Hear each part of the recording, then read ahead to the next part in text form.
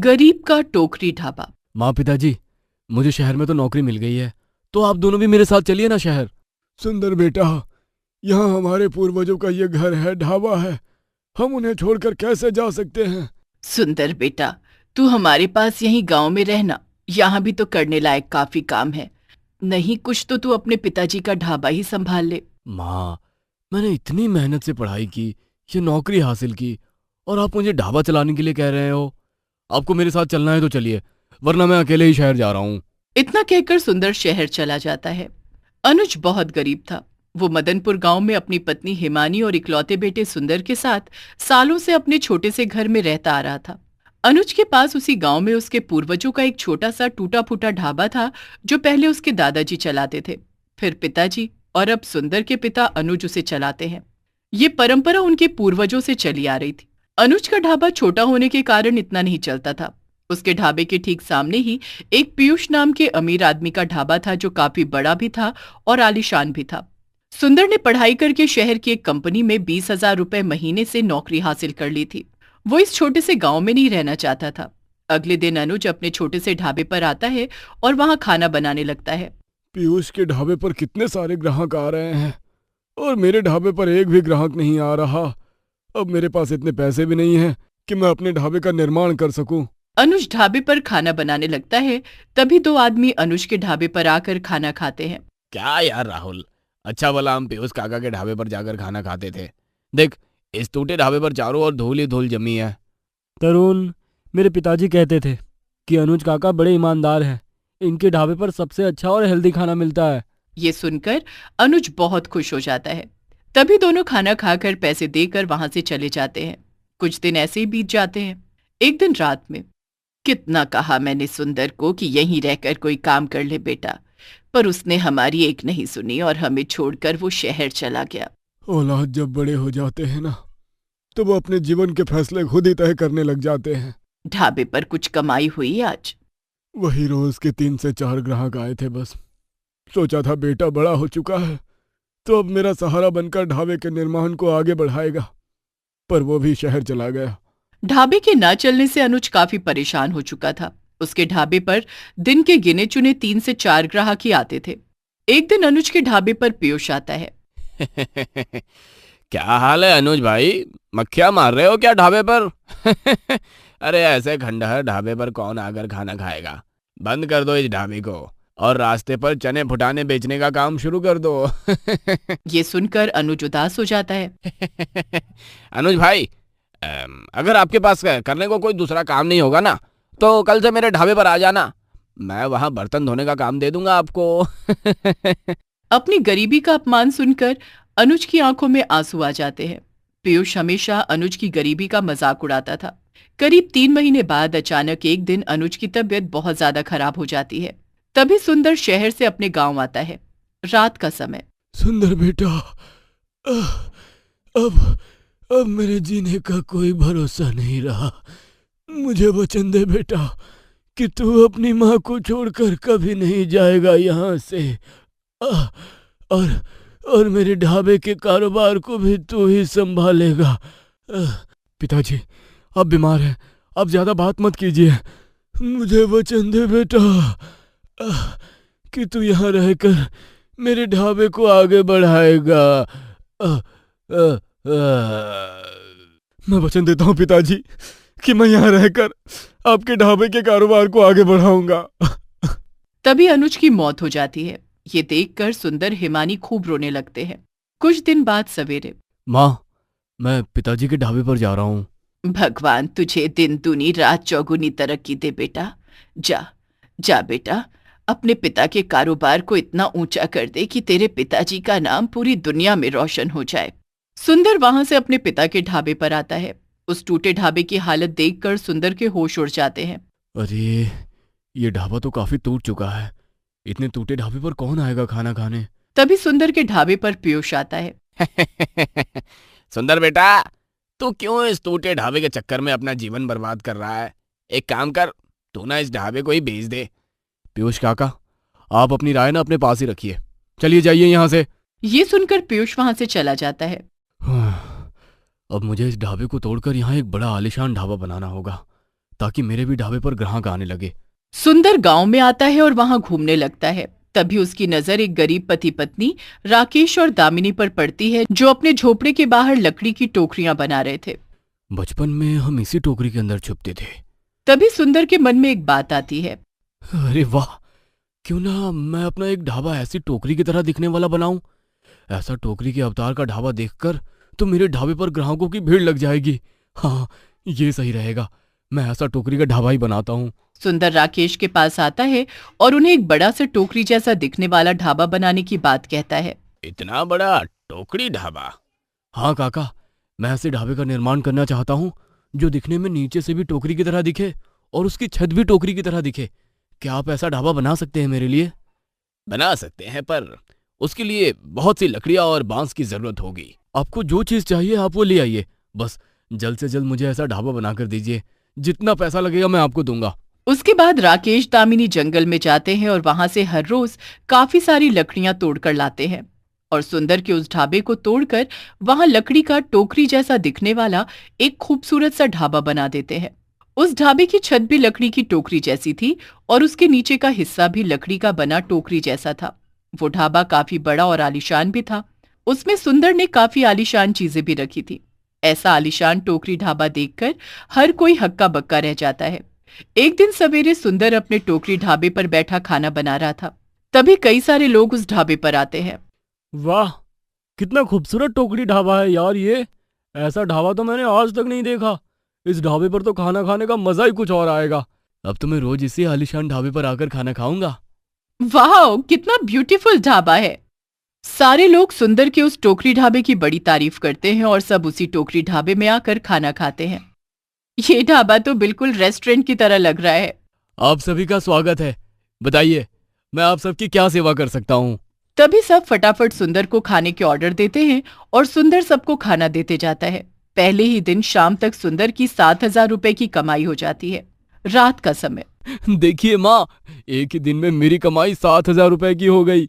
इसी तरह अपने जीवन में कामयाबी हासिल करता जा बेटा, और अपने माता पिता का नाम ऊंचा करते जा। उसके बाद सुंदर अपने टोकरी ढाबे पर रोज की हजारों की कमाई करने लगा। उसके ढाबे पर दिन प्रतिदिन ग्राहकों की बढ़ोतरी होने लगी। लोगों को भी उस टोकरी ढाबे पर आकर खाना खाने में बड़ा मजा आ रहा था। तभी सुंदर अपने ढाबे पर 4 नौकर रख लेता है और इधर पीयूष के ढाबे पर एक भी ग्राहक नजर नहीं आ रहा था। उसका ढाबा पूरी तरह से बर्बाद हो चुका था। एक दिन सवेरे पीयूष सुंदर के ढाबे पर आता है। सुंदर बेटा, क्या मुझे तेरे ढाबे पर कोई काम मिल सकता है? मुझे काम की बहुत जरूरत है बेटा, मैं पूरा बर्बाद हो चुका हूँ। हाँ काका, जरूर मिल सकता है आपको काम। आप बस मेरे ढाबे के बाहर खड़े रहकर ढाबे पर आए ग्राहकों का स्वागत कीजिए। तो देखा दोस्तों आपने, एक समय में जो आदमी सुंदर के पिता को अपने ढाबे पर काम देने की बात कर रहा था, आज वो आदमी खुद सुंदर के ढाबे पर चपरासी का काम करने लगा। उसके बाद सुंदर अपने टोकरी ढाबे पर महीने के लाखों रुपए कमाने लगा और वो कुछ ही सालों में अपनी कमाई से गांव में एक बड़ा सा घर भी खरीद लेता है और अपनी माँ के साथ एक हंसता खेलता जीवन बिताने लगता है। आज सही मायनों में सुंदर ने अपने पूर्वजों की परंपरा का पालन कर दिया। लालची मकई पराठा वाला। बूढ़ी हिमानी पालनपुर शहर में अपने छोटे से स्टॉल पर अपने हाथों से मकई के पराठे बनाकर बेच रही थी। उसके पास उसका बेटा भोला भी था, जो ग्राहकों को पराठे के साथ नींबू और पुदीने की चटनी दे रहा था। वहां कई सारे लोग खड़े पराठे खा रहे थे।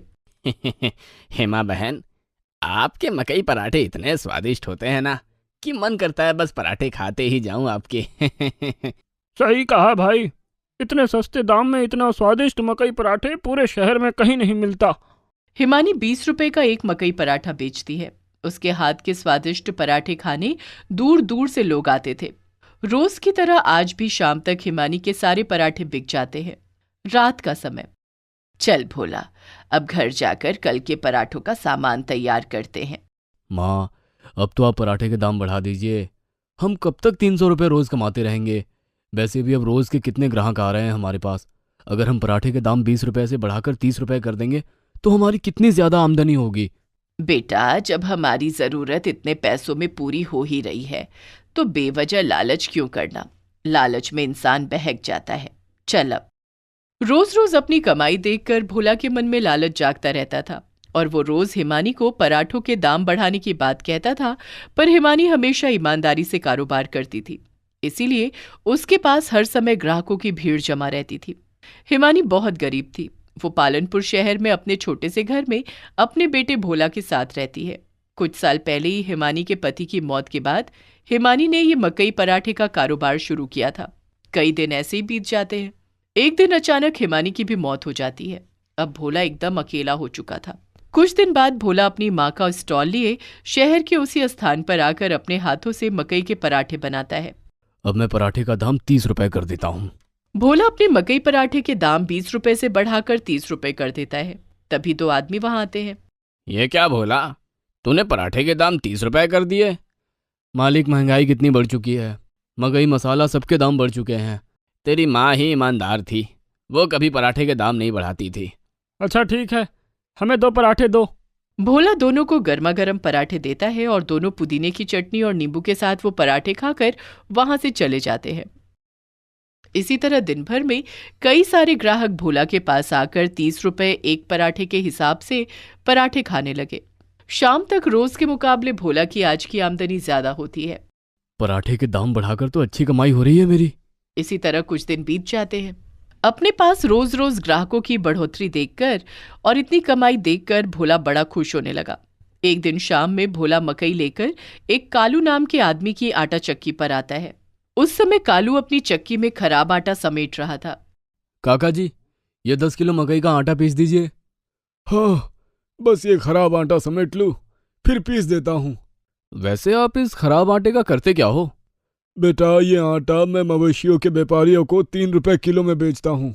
अगर मैं मकई के आटे में ये खराब आटा मिलाकर पराठे बनाऊं तो मुझे मकई का आटा भी कम लगेगा और मेरी कमाई भी अच्छी होगी और किसी को पता भी नहीं चलेगा कि मैंने मकई के आटे में खराब आटा मिलाया है। तभी भोला 3 रुपए किलो से 10 किलो वो खराब आटा कालू से खरीदकर अपने घर ले जाता है और अपने मकई के 10 किलो आटे में वो 3 किलो खराब आटा मिला देता है और अगले दिन उसी मिलावट वाले आटे से पराठे बनाने लगता है। अब जो भी ग्राहक वो खराब आटे के पराठे खाता तो पराठे खाते ही लोगों के पेट में दर्द होने लगता है। अरे बाप रे, ये पराठा खाने के बाद मेरा पेट क्यों दर्द कर रहा है? भोला, क्या मिलाया तूने पराठे में? कैसी बातें कर रहे हो? मैं भला क्यों पराठे में कुछ मिलाऊं? रोज की तरह आज भी पराठे अच्छे ही बनाए हैं मैंने।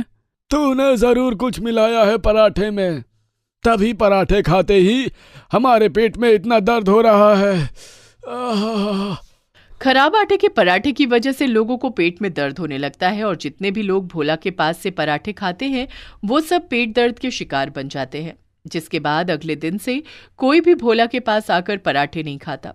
भोला शाम तक अपने स्टॉल पर पराठे लिए बैठा था, पर आज गिने चुने 2 से 3 ही ग्राहक उसके पास आए थे। लगता है खराब आटे के पराठे बनाकर मैंने गलती कर दी। अब कल से मैं पहले की तरह अच्छे आटे के ही पराठे बनाता हूँ। हाँ। उसके बाद अगले दिन भोला अपने आटे में खराब आटा नहीं मिलाता और अच्छे आटे के ही मकई पराठे बनाता है, पर आज भी दोपहर तक उसके पास एक भी ग्राहक नहीं आता। अरे, अब तो मैंने आटे में मिलावट भी नहीं की, फिर भी मेरे पास ग्राहक नहीं आ रहे। इसी तरह शाम तक भोला के पास कोई भी ग्राहक नहीं आता। भोला उदास अपने स्टॉल पर बैठा था, तभी उसके गांव का दोस्त मोहित वहां आता है।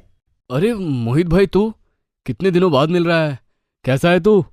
मैं तो बढ़िया हूँ, तू बता कैसा है और तेरा कारोबार कैसा चल रहा है? क्या बताऊं यार मोहित। तभी भोला मोहित को बीते दिनों के बारे में सारी बात बताता है। अब जब ईमानदारी से मैं बिना मिलावट के पराठे बना रहा हूं तो अब कोई भी मेरे पास पराठे खाने नहीं आ रहा। बोला, आजकल ना लोगों को ईमानदारी भाती नहीं है। मैं ना अपने ढाबे के खाने में एक नशीली दवाई मिलाता हूँ। जब कोई एक बार मेरे ढाबे का वो नशीली दवाई मिला खाना खाता है ना, तो वो दोबारा क्या 20 बार आकर मेरे ढाबे पर खाना खाकर जाता है। तू भी अपने पराठे में वो दवाई मिला। वो दवाई बस एक चुटकी डालनी होती है, फिर देख कैसे तेरे ढाबे पर ग्राहकों की भीड़ जमती है और कैसे तेरी कमाई हजारों में होती है। भोला मोहित से वो नशीली दवाई ले लेता है। अगले दिन सवेरे मोहित ने तो एक ही चुटकी मिलाने को कहा था। एक काम करता हूँ, मैं 2 चम्मच भर के डाल देता हूँ दवाई, ताकि लोग मेरे पराठे के दीवाने हो जाए। भोला एक चुटकी के बजाय 2 बड़े चम्मच भरकर वो नशीली दवाई अपने पराठों में मिला देता है। नशीली दवाई तो मैंने मिला दिया पराठों में, अब ग्राहकों को कैसे बुलाऊं? एक काम करता हूँ, आज के दिन मैं अपने पराठे लोगों को मुफ्त में खिलाता हूँ। बस एक बार लोगों को मेरे नशीली पराठे की लत लग जाए, फिर अगले दिन से मैं एक पराठा 50 रुपए का बेचूंगा। आइए आइए आइए, मुफ्त में एक पराठे खाकर जाइए। आइए आइए आइए, आज के दिन मकई पराठा बिल्कुल मुफ्त में मिलेगा सबको। आइए आइए। ये सुनकर लोग भोला के पास दौड़े चले आते हैं। क्या कहा? मुफ्त में मकई पराठा मिलेगा? जी भाई साहब, आज के दिन सबको मुफ्त में मकई का एक पराठा मिलेगा। फिर क्या था, भोला के पास मुफ्त का पराठा खाने के लिए लोगों की भीड़ उमड़ने लगी और भोला हर एक आदमी को एक एक मकई का पराठा मुफ्त में देने लगा। शाम तक भोला के पास के सारे पराठे खत्म हो जाते हैं। पराठे तो मैंने लोगों को खिला दिए, अब कल से मेरे पास ग्राहकों की लाइन लग जाएगी। अगले दिन भोला फिर से अपने स्टॉल पर मकई के पराठे बनाता है और एक पराठे का दाम 50 रुपए कर देता है। तभी कल जितने लोगों ने भोला के पास आकर पराठे खाए थे, वो ज्यादा नशीली दवाई मिले पराठे खाने की वजह से पराठे खाने के लिए बेताब हो जाते हैं और सब आकर भोला से पराठे मांगते हैं। लोग पराठे खाने के लिए लड़ाई करने लगे। भोला, पहले मुझे दे पराठे। भोला, पहले मैंने तुझे पैसे दिए हैं ना, पहले मुझे दे पराठे। अरे मैंने भी पैसे दिए हैं, पहले मुझे दे भोला। वो नशीला पराठा खाकर लोग उस पराठे को दोबारा खाने के लिए मरे जा रहे थे। अरे आप सब शांत हो जाइए, सबको पराठे मिलेंगे। भोला जैसे ही पहला पराठा बनाता, तभी उसे एक पराठे को सारे लोग छीनने लगते हैं और वहीं लोगों में हाथापाई शुरू हो जाती है। अरे अरे आप सब लड़िए मत। सब एक दूसरे से लड़ते लड़ते भोला के स्टॉल को पूरा तोड़ देते हैं। तभी अजीत भोला को पकड़ लेता है। भोला, जल्दी मुझे पराठे दे, वरना मैं तुझे जान से मार दूंगा। अरे बाप रे, ये क्या हो रहा है? सारे लोग भोला को पकड़कर इधर से उधर खींचने लगते हैं। ये देखकर भोला वहां से भाग जाता है। मोहित के बच्चे, ये कौन सी दवाई दे दिया तूने मुझे? ये लोग मेरी जान के दुश्मन बन गए। भोला दौड़ते दौड़ते सीधे मोहित के गांव आता है और मोहित को सारी बात बताता है। अरे भोला, वो दवाई इतनी ज्यादा नहीं डालनी थी पराठे में। मैंने तुझे कहा भी था कि केवल एक चुटकी ही डालना दवाई, तूने इतनी ज्यादा डाल दिया, तभी तो लोग इतने पागल से हो गए। मैं तो पूरा बर्बाद हो गया। लोगों ने मेरा ठेला और मेरा सारा सामान तोड़ दिया और ऊपर से सब मेरी जान के दुश्मन बन गए। ना मैं लालच करता, ना ये सब होता। भोला को अपनी गलती का एहसास हो जाता है। शहर जा सकता था और ना ही अब उसके पास उसकी दुकान बची थी। इसीलिए कहते हैं कि लालच कभी ना करो भैया, क्योंकि लालच इंसान को बर्बाद करके रख देता है।